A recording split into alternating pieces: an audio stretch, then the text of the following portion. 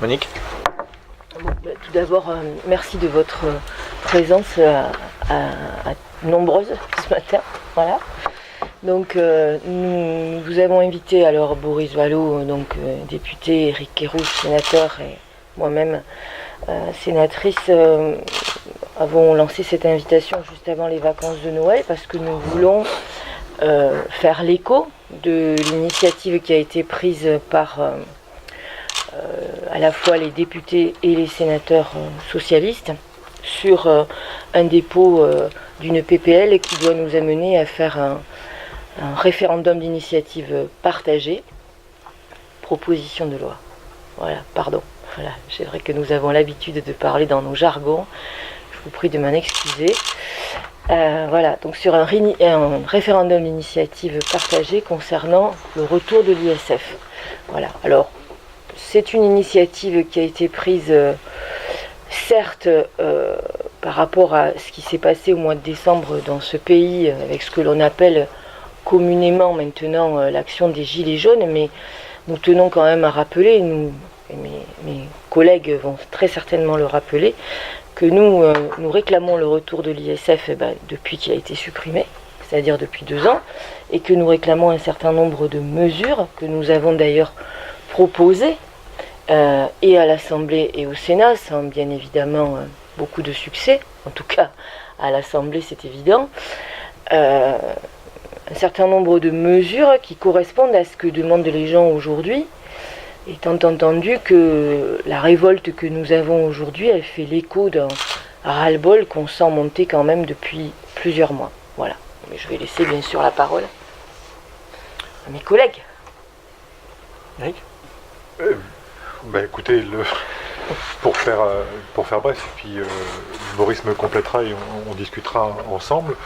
Le référendum d'initiative partagée est une disposition qui existe depuis la précédente révision constitutionnelle de 2008. Il n'a jamais été mis en œuvre actuellement et en travaillant ensemble, députés et sénateurs socialistes, il nous a semblé important de pouvoir tenter d'utiliser cette possibilité dans un cadre qui est celui que vous connaissez, avec une contestation qui est extrêmement forte dans ce pays et qui se limite pas d'ailleurs au mouvement des Gilets jaunes qui déborde bien entendu celui-ci et un des symboles de ces difficultés, c'est celui de la justice fiscale. Et un des totems de la justice fiscale, c'est justement la remise en cause de l'ISF qui a été faite par ce gouvernement. Boris détaillera les mesures. Il y a non seulement la remise en cause de l'ISF, mais également la flat tax. Et donc, contre cette injustice fiscale, il nous a semblé important de pouvoir utiliser cet outil du référendum partagé, qui nécessite bien entendu qu'il y ait 1/5 de parlementaires qui se mobilisent, qui signent cette proposition de loi. Donc il faut 185 parlementaires. Et ensuite, il y a une vérification du Conseil constitutionnel. Après la vérification du Conseil constitutionnel, il y a la nécessité d'avoir 10% du corps électoral français, soit à peu près 4,7 millions de signatures, pour que, enfin, ce référendum puisse aboutir. Alors, s'il n'est pas saisi ni par l'Assemblée ni par le Sénat, on arrive à un référendum. Cette mesure, elle existe, et il nous a semblé que, dans l'immédiat, au-delà de la volonté de mettre en place un référendum d'initiative citoyenne, d'ailleurs ça fait partie, ce référendum d'initiative citoyenne, des mesures que nous portons collectivement, députés et sénateurs socialistes, dans le cadre de la réforme constitutionnelle, eh bien, on s'est dit qu'il fallait saisir tout simplement les outils dont on disposait, on en avait un, et puis c'était aussi une façon de mettre le gouvernement devant ses responsabilités, et également les parlementaires qui soutiennent ce gouvernement, parce que c'est bien beau de faire son mea culpa, c'est bien beau de dire qu'il faudrait revoir les choses. Là, eh bien, on verra si certains députés LRM ont tout simplement le courage de s'inscrire dans cette mesure. Il leur suffit de signer, il leur suffit de faire preuve éventuellement pour certaines personnalités, ça leur fera pas de mal. Donc on attend de voir ceux qui vont se ranger derrière, on attend de voir ceux qui vont se ranger, les parlementaires qui vont se ranger derrière cette proposition, et on attend surtout qu'elle réussisse parce qu'elle est fortement attendue. Encore une fois, l'ISF est un symbole de justice fiscale. Il a été remis en cause et avec la politique qui est menée et qui s'accumule, on voit où ça nous mène. Mais je n'irai pas plus loin parce que notre député socialiste de 3e circonscription va compléter. Bon, non, peut-être beaucoup a été dit déjà en effet sur le cadre juridique. Éric Kerrouche l'a précisé, réforme constitutionnelle en 2008 qui ouvre la possibilité de ce référendum d'initiative partagée entre les parlementaires et les citoyens, puisque c'est l'activation de 185 parlementaires et de 10% du corps électoral, c'est-à-dire à peu près 4,6 millions de citoyens, qui permet, sous réserve que le Conseil constitutionnel confirme la validité sur le plan constitutionnel, de déclencher un référendum dont là la question serait posée de façon assez simple. Souhaitez-vous, oui ou non, le rétablissement de l'impôt de solidarité sur la fortune dans les conditions qui étaient, ou dans la forme qui était la sienne au moment de sa suppression par l'exécutif actuel. C'est en 2013 que, donc dans la précédente mandature, que les conditions de ce référendum, de l'activation de ce référendum d'initiative partagée, ont été arrêtées, puisque c'était dans une loi organique de 2013, si je ne me trompe pas. Alors, je reste sur le plan méthodologique. En effet, il nous faut 185 parlementaires, ce qui n'est pas gagné, mais enfin, il appartient aussi à tous les citoyens qui ont exprimé leur désaccord le refus, en matière de suppression de l'ISF. C'est aux citoyens qui, soit sur les ronds-points avec des gilets jaunes, soit d'une manière générale, dans les rencontres qu'on peut avoir avec eux, se sont déclarés attachés à la question de la justice fiscale, et bien d'interpeller aussi leurs parlementaires en leur disant soutenez cette initiative. À un moment où effectivement émergeait non seulement la question de la justice fiscale, mais également une demande de participation accrue des citoyens. Et bien ça tombe bien, nous sommes à la confluence de ces deux interpellations qui étaient au cœur du mouvement des Gilets jaunes. C'est pour ça que le Parti socialiste lancera lundi prochain, alors ce sera actif seulement lundi prochain, une plateforme qui permettra d'éclairer les électeurs sur la démarche, et leur permettra aussi de savoir qui est leur parlementaire pour l'interpeller et s'adresser à lui en disant soutenez cette démarche qui est une démarche au fond qui a cette vertu de faire dialoguer le Parlement et les citoyens. Éric Kerrouche a eu raison de dire que dans la réforme constitutionnelle qui a été on peut dire un peu contrariée dans sa marche avant par l'affaire Benalla épisode 1, puisqu'on a eu la saison 2 là, assez récemment, nous avions formulé des propositions relatives à une participation accrue des citoyens dans la vie politique, institutionnelle et démocratique. À travers la simplification du recours au référendum d'initiative partagée dont on parle, en abaissant le seuil du nombre des parlementaires notamment qui peuvent le déclencher. Ça, c'est la première chose. Et puis, nous avions formulé d'autres propositions, parmi celles qui me reviennent en tête. Il y avait le droit d'amendement citoyen. Il y avait le droit citoyen de faire discuter à l'Assemblée nationale une proposition de loi. En tout cas, on avait, nous, considéré que nous serions passés à côté de l'essentiel si dans la réforme institutionnelle, mais elle va revenir, et constitutionnelle, nous n'avions pas non seulement interrogé l'équilibre entre l'exécutif et le législatif, mais réintroduit avec plus de volontarisme les citoyens dans le dispositif, dans l'équilibre. On plaide pour une démocratie vivante, là où depuis 18 mois, nous avons constaté que le gouvernement et le président de la République au premier chef se sont évertués à disqualifier toute espèce de désaccord, d'opposition. Rappelez-vous que dès le premier discours du président de la République au Congrès à Versailles, il renvoie les oppositions à un refus de regarder le monde en face, à du conservatisme, à de la lâcheté, et voilà. Et donc en réalité, que l'on soit parlementaire, que l'on soit syndicaliste, que l'on soit gaulois réfractaire, eh bien quand on n'est pas avec le président de la République, on est contre la France. Ce qui évidemment est un peu antinomique avec l'aspiration à une démocratie vivante qui est une façon d'organiser le pluralisme du débat et de confronter les désaccords pour faire émerger des positions majoritaires ou de compromis. Ça, c'est sur le cadre institutionnel. Ensuite, sur le fond, en effet, nous savons depuis longtemps que la question de l'équité et de la justice fiscale est une préoccupation des Français, que la taxation de la richesse et la prise en compte des facultés contributives des uns et des autres est un sujet important. Dans le dernier quinquennat, nous avions rétabli l'imposition au même niveau du capital et du travail. Nous avions rétabli l'ISF qui avait déjà été atteint par Nicolas Sarkozy, puisque vous vous souvenez de son fameux bouclier fiscal. Il se trouve que le président de la République actuelle a en réalité été bien plus généreux dans le bouclier fiscal qu'il a instauré que ne l'avait été Nicolas Sarkozy. Et la suppression de l'ISF plus la flat tax, c'est 4 milliards et demi par an restitués à ceux qui sont les plus aisés des Français. Les mesures en faveur des plus modestes sont arrivées plus tard et parfois un peu sous la pression, mais c'est un euphémisme de dire cela. Donc nous, de façon constante, depuis le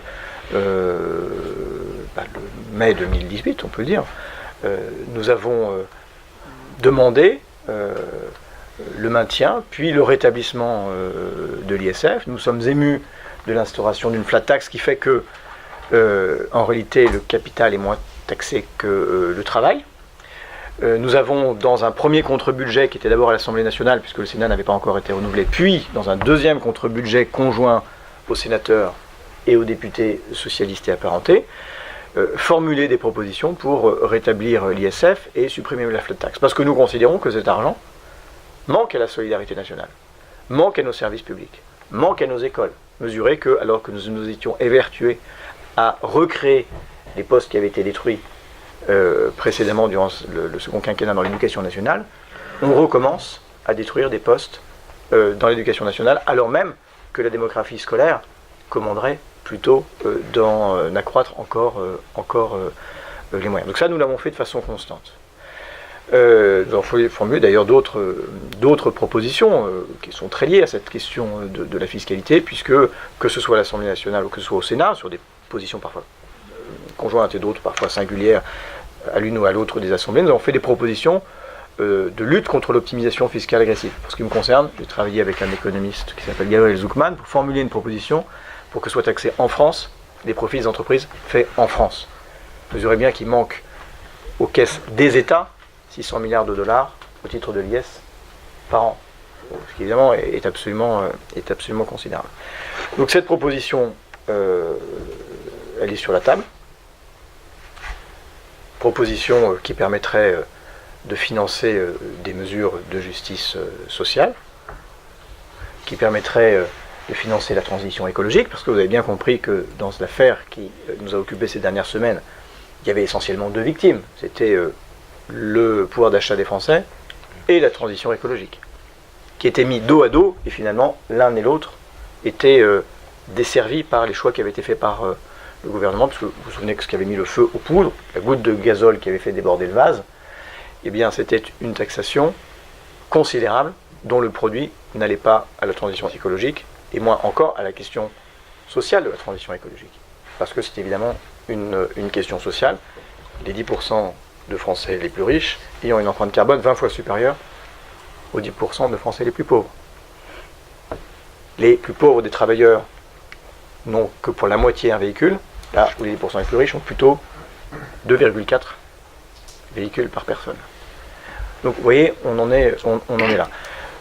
Donc sur le calendrier, eh bien, l'initiative de collecte des signatures est en cours. Je peux vous dire d'ores et déjà que nous avons des signatures qui dépassent assez largement les rangs des groupes socialistes apparentés du Sénat et de l'Assemblée nationale. Donc je ne suis pas capable à ce stade de vous dire, parce qu'on refera la compilation au début d'année prochaine. Enfin, début d'année, pardon. On y est. Là, maintenant, là, voilà, quelques jours. Maintenant.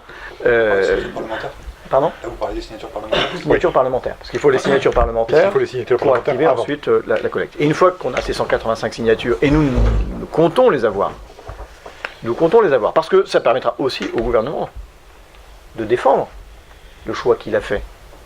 Puisqu'il est si sûr de son fait, eh bien, qu'à cela ne tienne, qu'il aille l'expliquer dans un débat public, démocratique, pluraliste, où à la fin, ce sera aux citoyens de décider soit de confirmer le choix fait par le gouvernement, soit au contraire de l'infirmer. Et une fois que les signatures, si je ne me trompe pas, sont collectées, il y a 9 mois pour collecter le soutien. Il y a le contrôle du Conseil. Contrôle du Conseil constitutionnel, et ensuite 9 mois, c'est ça 9 mois. Pour recoller les signatures. Et ensuite, une fois que ces signatures sont recollées, constatées comme telles, donc c'est-à-dire que notamment, le ministère de l'Intérieur a l'obligation d'organiser cette collecte, le gouvernement a ensuite 6 mois, si je ne me trompe pas, soit pour organiser le référendum, soit pour en débattre à l'Assemblée et au Sénat, enfin au Parlement en tout cas. Voilà. Ça veut dire que le référendum n'est pas obligatoire? Eh bien, alors vas-y.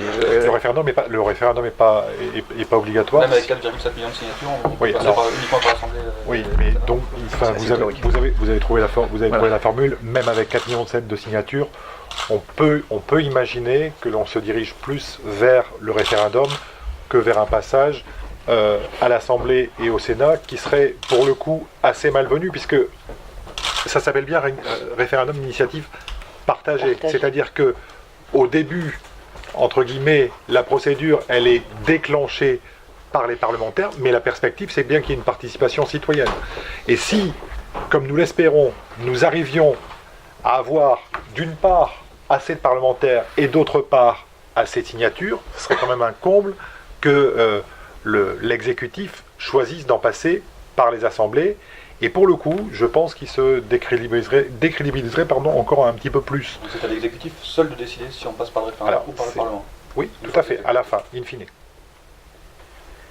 Alors, cela dit, vous entendez comme nous, même si nous ne sommes pas mieux instruits que vous de la question, que le gouvernement envisage ou s'interroge de savoir si, au terme de la grande consultation qu'il a lancée, dont on ne sait pas bien ce qu'elle sera, et si les conclusions n'en seront pas tirées avant même qu'elle débute, puisque tout ce qui a été accompli depuis 10 mois ne fait pas partie des discussions qui seront ouvertes. Il envisage éventuellement, en tout cas c'est ce que j'ai lu, un référendum à choix multiple. Donc ça veut dire qu'il n'a pas d'aversion de principe à consulter les Français, donc qu'à cela ne tienne. Juste encore sur le principe, quand vous dites passer par le Parlement ou par une navette entre les deux chambres, il faut que ça passe devant les deux. Il faut que ça passe devant les deux chambres. Si l'exécutif décide qu'on passe qu'on ne prend pas le référendum mais qu'on passe devant le truc, il y a une navette entre les deux chambres. Il faut que ça passe devant les deux assemblées. J'imagine que là c'est un processus classique, non? Oui. C'est un processus reconnaissance classique.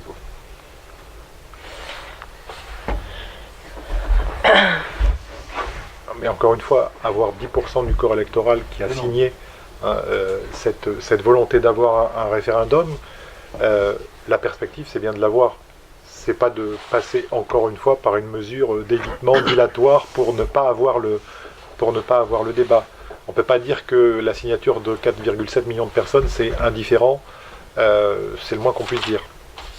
D'ailleurs la barre, Boris l'a dit, la barre, le problème c'est que la barre est assez haute et que dans l'absolu c'est une bonne mesure ce référendum d'initiative partagée. La difficulté c'est bien entendu les deux seuils. Le seuil de 185 parlementaires dans la situation que nous connaissons, et puis le seuil de 4,7 millions. On peut imaginer qu'en baissant ces deux seuils, ce sont des procédures qu'on pourrait avoir un peu plus couramment. C'est-à-dire qu'il faut toujours trouver, en termes de référendum, le bon niveau, le bon seuil. Bon, là, on pourrait tout à fait abaisser, ça fait partie effectivement de nos propositions institutionnelles, alors que les propositions institutionnelles du président de la République, c'était plutôt de se renforcer et de renforcer l'exécutif au sens large. Alors que la demande des Français, elle est vers plus de participation, et je pense vers plus de participation également parlementaire, parce que la verticalité du pouvoir, manifestement, au bout de 2 ans, ça ne fonctionne pas. Moi j'ai bien vu notamment la réaction de monsieur qui était intéressante parce qu'il dit oulala la procédure va être très longue. Enfin, c'est le geste. Oui mais enfin quand on veut gouverner de manière sérieuse, c'est aussi un peu sur la durée. Voilà, quand on fait les choses de manière précipitée, on peut quand même pas non plus. On n'est pas là pour réagir à l'immédiateté, on est là pour réfléchir et et pour travailler sur du long terme aussi. Mais en tout état de cause, même si nous avons saisi cette opportunité qui est certes, qui peut paraître à la fois très longue, très compliquée et avec des objectifs très difficiles à tenir, c'est parce que ça nous paraît, on va dire, sérieux. C'est une demande qui émanerait réellement du peuple si on arrivait à avoir le nombre requis de signatures, et c'est une démarche qui partirait réellement de la base. Alors qu'effectivement, le référendum dont on commence à entendre parler, qui semble-t-il d'ailleurs ne remporte pas pour l'instant une franche adhésion, de ce que j'ai pu en lire de certains groupes parlementaires, notamment à l'Assemblée, d'après ce que j'ai pu entendre, c'est un référendum qui est un référendum, s'il arrivait, qui serait un référendum d'opportunité. C'est-à-dire qu'on va faire des questions ouvertes, certaines questions dont on connaît d'ores et déjà la réponse, et dont l'objectif affiché est de permettre au gouvernement de se relancer. Bon, c'est pas ça qu'attendent les Français, je pense. Voilà. Et si nous souhaitons qu'effectivement on modernise et on dépoussière un petit peu notre constitution et notre façon de faire travailler les institutions, c'est pour redonner un véritable sens à une démarche référendaire, qui ne soit pas une démarche référendaire uniquement utilisée par un pouvoir pour, au bout d'un moment, avoir une acceptation de l'action et finalement se comporter dans la poursuite de son action. Votre démarche vise uniquement à obtenir un référendum sur le rétablissement de l'impôt de solidarité sur la fortune. Oui. Une seule question, Oui. sur un seul sujet, mais on sait que les gens ils demandent beaucoup plus d'autres choses que le rétablissement. Alors, les gens, il y a la baisse des taxes, il y a la baisse des charges, les gens demandent plein de choses, sauf les gens demandent plein de choses, sauf que c'est pas très identifié. La question elle était à la fois simple et proportionnée. Un des motifs essentiels de remise en cause de l'action de ce gouvernement, c'est l'inéquité fiscale. C'est l'injustice devant l'impôt ou le fait que celui-ci est mal porté, ou plus exactement déporté vers les plus faibles au profit des plus aisés. Et donc la perspective, c'était d'user d'un instrument dont nous disposons immédiatement, parce que parler de réforme institutionnelle, vous parliez du temps, mais parler de réforme institutionnelle, ça mettra forcément du temps. Et sans doute bien au-delà de l'outil dont on discute actuellement. Donc, il y avait un outil disponible immédiatement, et il y avait un sujet qui était saillant par rapport à tous les autres, et qui en plus, comme l'a dit Boris Vallaud, avait un avantage, c'est que c'est de l'argent dont on se prive collectivement pour faire autre chose que de le distribuer aux plus aisés. Donc là, il y avait un outil, il y avait un sujet avec des perspectives d'utilisation éventuellement de l'ISF s'il est remis en marche ou en route. Donc partant de ça, on a saisi cette opportunité. Ça ne veut pas dire pour autant que dans le cadre de la réforme institutionnelle qui est assez mal partie, mais du fait même du gouvernement et du président de la République, nous aurons des propositions en termes de participation citoyenne. On en a déjà, on en a mis en place et on les défendra. Et en termes de dépoussiérage, comme l'a dit Monique, des institutions. Mais encore une fois, il n'y a pas de réponse instantanée institutionnellement. Il faut du temps. Il faut toujours du temps. Alors j'entends qu'il peut y avoir de l'exaspération et de l'impatience.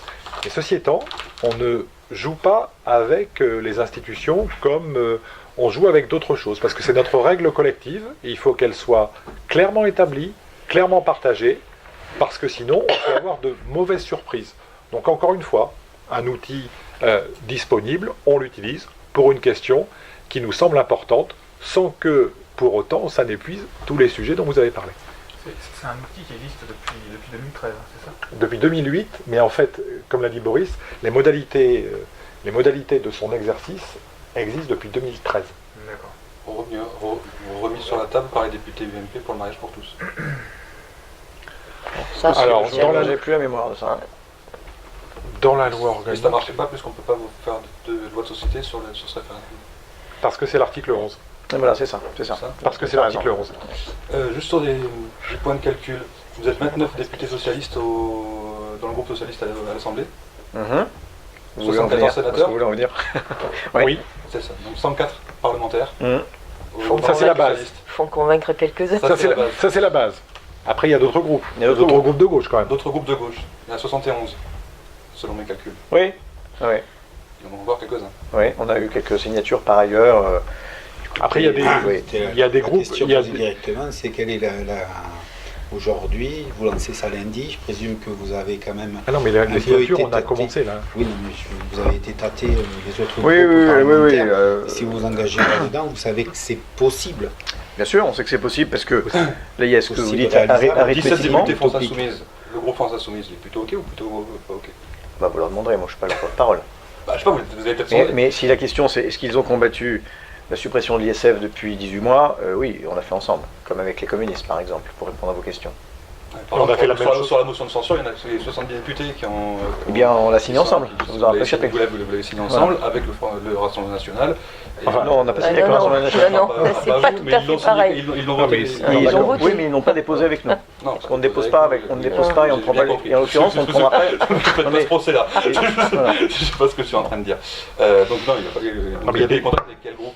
Mais il y a des, vous savez que par exemple au Sénat, il y a des groupes charnières. Bon, il y a aussi un groupe communiste au CRCE. Sénat.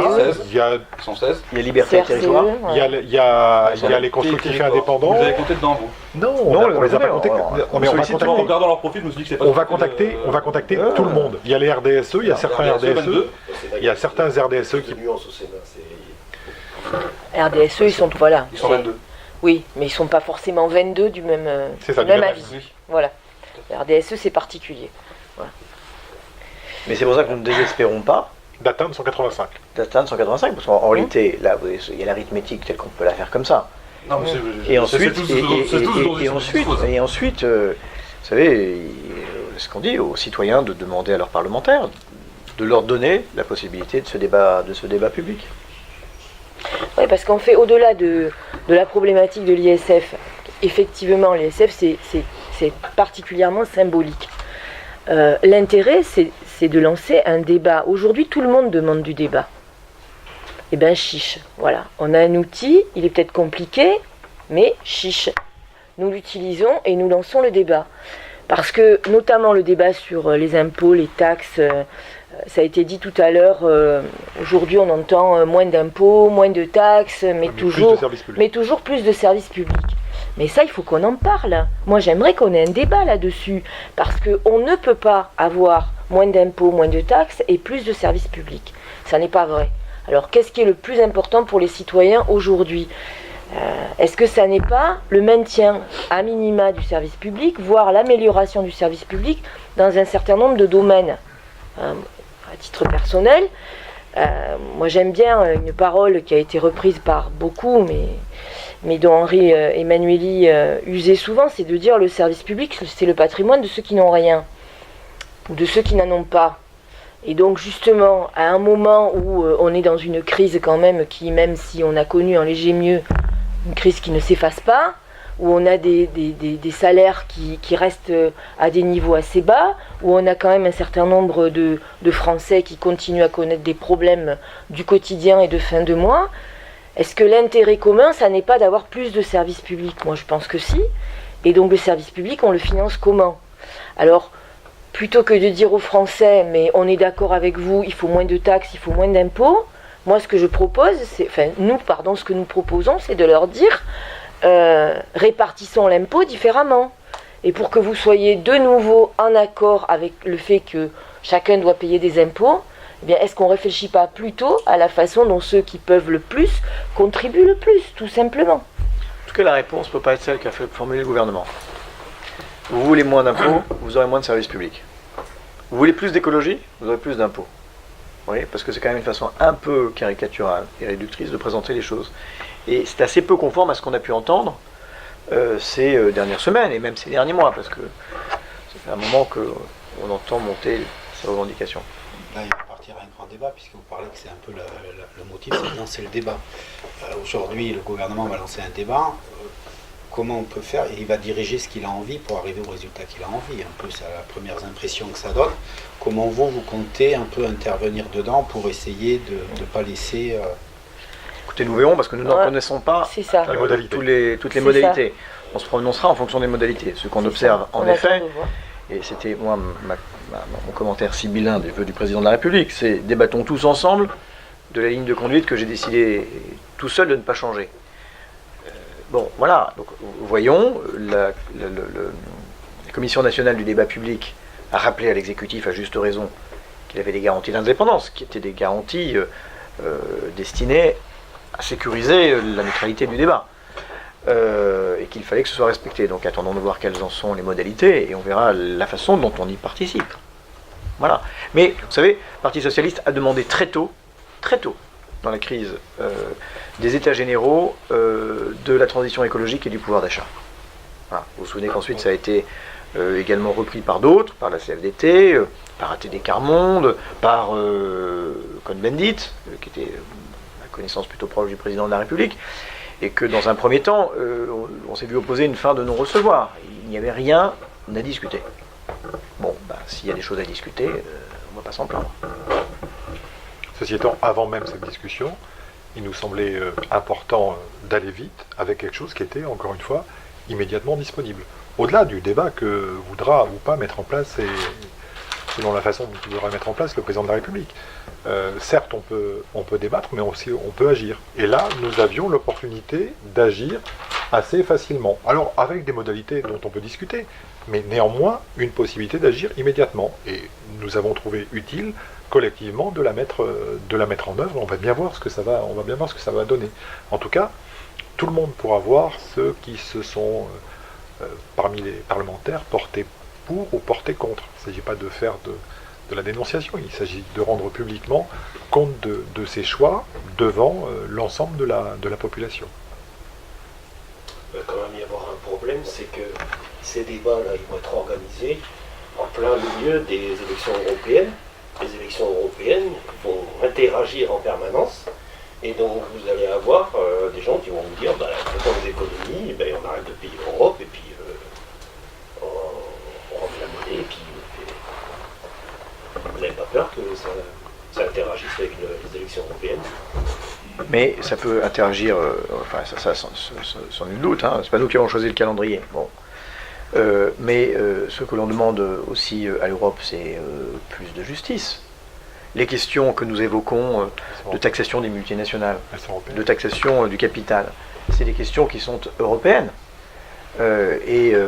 Quand le Parti socialiste fait un projet qui demande à changer d'Europe, c'est une Europe plus démocratique, plus juste et plus préoccupée de transition écologique. Donc on ne tiendra pas de discours différents nationalement et dans le cadre de notre projet européen. Dans le cadre des institutions européennes actuelles, l'Europe peut protéger les citoyens comme ça en obtenant des résultats.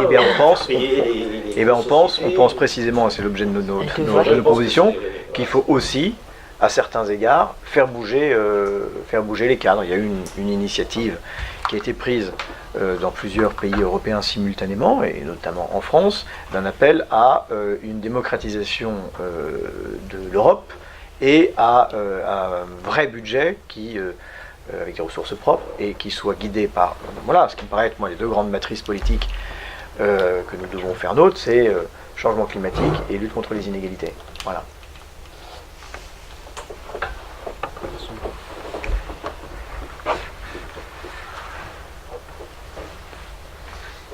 Après, sur la mécanique là, pour les signatures du corps électoral, ça se passe... S'il y a 185 parlementaires qui se sont prononcés, il y a un contrôle du Conseil constitutionnel sur la proposition de loi en tant que telle. Enfin, il y a une validation du Conseil constitutionnel. Comme c'est la remise en place d'une mesure qui existait déjà, on imagine mal qu'elle soit remise en cause, mais bon, c'est pas moi qui vais parler. Il n'y a pas un délai de 2 ans? Pardon? Il n'y a pas un délai de 2 ans? On n'a pas le droit de faire un référendum sur une loi qui a été... Sauf que il y a moins de 2 ans. Sauf que c'est un référendum d'initiative Non, mais partagé. ça vaut aussi pour les référendums d'initiative partagée, Oui, mais je mais- trouve que la loi de finances qui l'a supprimé, C'était il y a 2 ans. voilà, c'était il y a 2 ans. C'était il y a 2 ans. On est dans le timing. Et une fois que c'est fait, le ministère de l'Intérieur a l'obligation de monter une plateforme pour que les citoyens puissent se prononcer sur la question. Donc ils puissent dire, comme toutes les pétitions maintenant qu'on connaît, qui existent sur change.org, etc., c'est exactement le même principe, sauf que c'est monté nationalement, et donc les gens s'inscrivent ou pas, votent individuellement sur cette plateforme. Vous pensez que les gens vont avoir confiance dans la plateforme compte tenu de la défiance Bon, oui. Enfin, Non je veux dire, mais enfin, à un même, moment donné... C'est une vraie question parce que du coup les mecs non, mais Julien, on fera pas échec une vraie défiance en à la défiance, mais enfin, on est quand même dans un pays avec des institutions, avec Oui, bien sûr. des services publics dont le principe de base est la neutralité. Voilà. Cette neutralité, d'ailleurs, elle n'a pas rien à voir avec la question du statut. C'est le ministère de l'Intérieur qui organisera ça. Oui, mais les Comme fonctionnaires, dans toutes les les élections. fonctionnaires du ministère Non, de mais il y a l'Intérieur pas sont de- tenus à cette neutralité, heureusement. Combien de temps vous donnez entre, donc lundi vous lancez officiellement l'opération pour avoir les 185 signatures des députés Alors ça, des c'est pas, à ma connaissance, c'est pas enfermé dans un délai, mais il faut que ce soit relativement Oui, rapide. mais Je l'ai parce que pas- oui, non, il y a si pas ça de dure délai, un pas de an délai, ou pas de 2 délai. ans, Ah ça non, non, va non, perdre. Ah non, non, ça- Voilà, c'est l'idée- pour ça que je vous dis. Non, mais de toute façon, on est-ce que saura- vous donnez un Ah, mois, mais- 2 mois, 3 mois Ah, mais de pour toute pouvoir façon, savoir quel on est... saura on va assez vite savoir le nombre de parlementaires qui seront intéressés ou pas. Enfin, je veux dire, ça, c'est pas ça. Je veux dire, si ça sera oui ou non, mais on va vite savoir le nombre de parlementaires qui sont intéressés. Ça, Et c'est on une ne désespère phase qui va pas aller à la assez rentrée parlementaire d'essayer d'en persuader à certains. Cette conférence de presse c'est une déclinaison nationale. C'est-à-dire qu'il y a à peu près partout la même chose dedans. Oui, il y a des, Oui, il y a des- oui, il y a des oui, parlementaires oui, qui l'ont oui, déjà oui, fait. voilà. Moi, j'en ai vu un peu partout. Ouais, absolument. Mais l'idée, c'était aussi qu'il y a un relais, local de cette initiative, parce que parlementaires, si c'est partout en France. Oui. Enfin, on a- Tendance, je pense que il faut que les gens tous les sachent médias aussi. vont les poser la question. Il faut c'est ça, que les gens sachent dans chacun des départements et que justement ils soient en situation d'interpeller leurs Voilà. parlementaires. Pas forcément ceux qui lancent la mesure. Nous, on va signer. L'idée, Nous, on va signer, a priori. Nous, on va signer. On devrait signer. J'en ai Pas de- sûr. Ouais. Oui, ça Franchement, va. on l'a pas d'entre nous, on s'est dit, bah tiens. Sauf que c'est une signature, c'est pas un vote dans. Non, dans- il dans- faut, il y a un dans- dépôt. Il y a un- Il faut que ce soit signé. faut que ce soit- D'accord. Donc c'est visible. Il y a aussi un rôle de pression sur d'autres députés qui pourraient hésiter, à travers la population. je veux dire, D'amical Chiche, voilà. pression, Non, mais au nom pression de- n'est pas obligatoirement au nom de négative. l'attachement que nous avons tous en partage d'une démocratie vivante et de l'attachement qu'on a au débat pluraliste. Voilà. Donc, Vous Donc, avez c'est vrai. rencontré vos deux collègues, ceux de la première et la deuxième circonscription. non, pas encore. Aussi. Parce qu'ils ont reçu des revendications, ils ont reçu des manifestants aussi. Oui. Ils font remonter, mais Bon, nous, on fait redescendre. Voilà, on entend. On fait des poules.